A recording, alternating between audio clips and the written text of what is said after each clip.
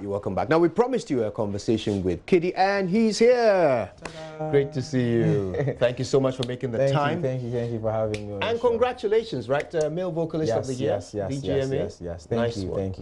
This is a great honor for me. Yes. It's been a good year, right? It has been a great year, to be honest. The industry has had loads of hits, lots of amazing songs put out in the year and the review, and it's amazing to see some of us come up with awards for our work. Well, once again, congratulations. Thank you.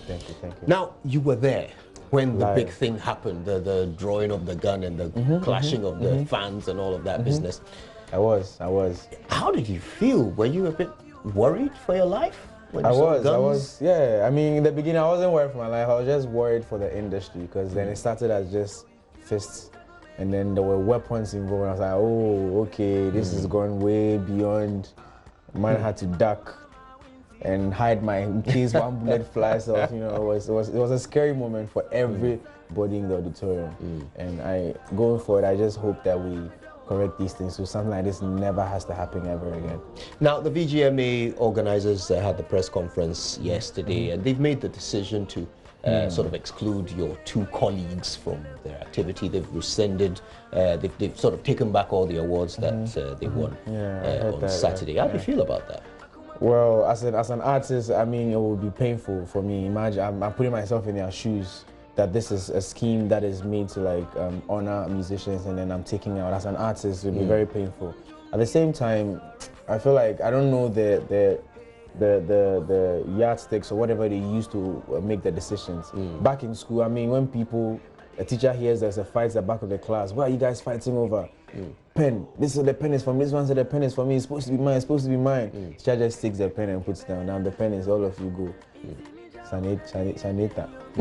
I get the point. I get the point. So they are sort of removing the cause for the cause.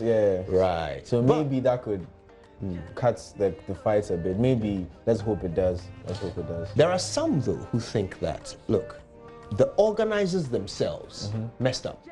I mean, there you were ducking behind your chair because you didn't want to be shot by a stray bullet. But how did a gun find its way into that place? That and more are so many questions that are being asked. Things that happened the night, security check. I mean, I remember walking in from the car straight to the red carpet. Nobody checked if I had something on me, and I feel like that too is a problem, because then security-wise, there were civilians, there were people, dignitaries, and all of that. And to have all of these people under one roof, there's definitely supposed to be some security measures taken, and I think that part was taken for granted. Maybe it could be that they've had 20 years of peaceful awards, so they might have overlooked, that, oh, they would do this every year, nothing happens. But I mean, now something has happened, so moving forward, all these things need to be rectified. So if they are sanctioning the two artists who were involved in this, should somebody sanction them as well for? I feel like, to be fair, everybody needs to be sanctioned. Everybody played their part in making that thing happen. It wasn't just the artists. If security was checked, probably might never have been a gun. It would have been just there, and what do you call it, fist, and then I mean that could be solved easily. But going forward, I think a higher body also needs to check all of these things to make sure that it doesn't happen again. Now, you've collaborated with both of them. Yes. What do you think of them, their temperaments and so forth? Temperaments. Oh, I was going to talk about their positive, because you are talking too much about the negative. Oh, well, I mean, their temperaments might be good. They might have good temperaments. Yes, I mean, with all the experience I have personally had with both of them, it's nothing on what we see on social media. It's nothing about they are fighting. We shot a video with Shatawale, amazing guy, jovial guy, Stoneboy, amazing talent, amazing guy. All of them, whenever you meet them, they always try to impact knowledge into you, tell you the industry, how to go about your stuff, and it's amazing the conversations you have with both of these people. It's just social media that is making them look like monsters, and today this I've said this, today this I've said this I've done this. I think all of that needs to be cut a bit. But they kind of ought to take responsibility for their own decisions as well. I don't think it's social media that made one bring a gun. Of course. I don't think it's social media that made the other get up and walk towards the stage while they weren't supposed to be there. So I mean, everybody is responsible for their actions. I mean, you did something wrong. Ultimately, you need to accept that what I did was wrong. Accept, apologize, and then hope it never happens again. How do they actually feel about each other? You know, is it exactly as it's portrayed? Do they despise each other so much, or? I don't think it's that deep, to be honest, because I remember when Shatta was having his Rain concert, Stonebwoy went to support. I remember one Ashaman to the World concert, Shatta went there to support. I don't think it's so deep. It's just gimmicks. It's just part of the showbiz. I mean, that's what I thought when it started happening in the auditorium. I felt like this was one of those things they do, and yeah, you know, these people, they like, it's all part of the show business. Yeah. Until the police came in, and then the people on stage and fists were being flown here and there, and there was a gun. I was like, whoa. Because in the beginning, I thought it was like, oh, this is one of those things. These people are again, I can't do their things. And then it went way beyond what I expected. Yeah. So if we're to believe what we're told, which member of your entourage is carrying the gun? I mean, exactly. They say every artist entourage has at least, well, maybe you have some water guns somewhere, we don't know. So your crew don't carry weapons? No. All right, that's good for you. But I told my team that henceforth we also need to get our own. You think so? I mean, I just said it as a joke, but I mean, they said we carry, so let's get one and carry. Right. Now, look, we brought you to talk about you, not others. And you've had a phenomenal year. In fact, 2 years now you've been doing fantastic, and very proud of you. Thank you. But controversy kind of follows you too, you know, of a different kind, you know. Not what kind of controversy? Well, okay, so for example, is it true? And I know you're a genuine, honest guy. You tell me what the truth is. Is it true that very often the women who appear in your music videos, you know, they end up getting a bit of special attention from? Oh no. I said this somewhere that I mean, like you said, I'm very honest. I'll say it as it is.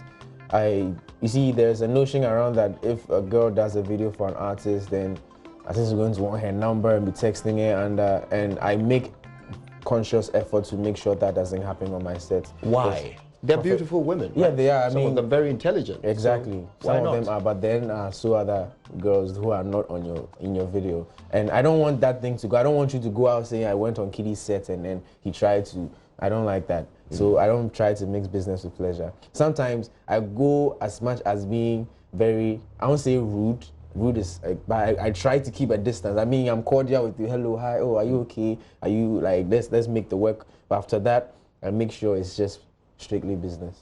Because of what? Because of rumors like this where I came on Kidi set and he tried to run me. No, I don't like that. So you think it would be a bad thing if you met a girl on your set and, you know? Yeah. I mean, maybe way later on, if you meet her somewhere else in a different circumstance, you vibe, that's cool.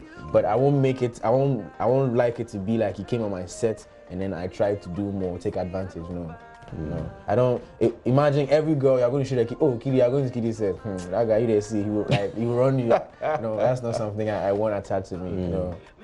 Somebody asked you once whether you were in a relationship. At the time you said no. Is it still the case? Still no. Still no. Okay. But then some two ladies suddenly came up and were claiming, you know. Two? What did they say? I've never heard of this one. This is one of the one that my producers I'm still were very briefing me single. about. Please, if you want me, I'm single. I'm nobody's sweet one. Why is that? Is that a deliberate decision? First of all, the industry we're in is a very, very tiresome one. Imagine having a girl at home and then you go to an award show and then there's a gun. Imagine how she'd be feeling.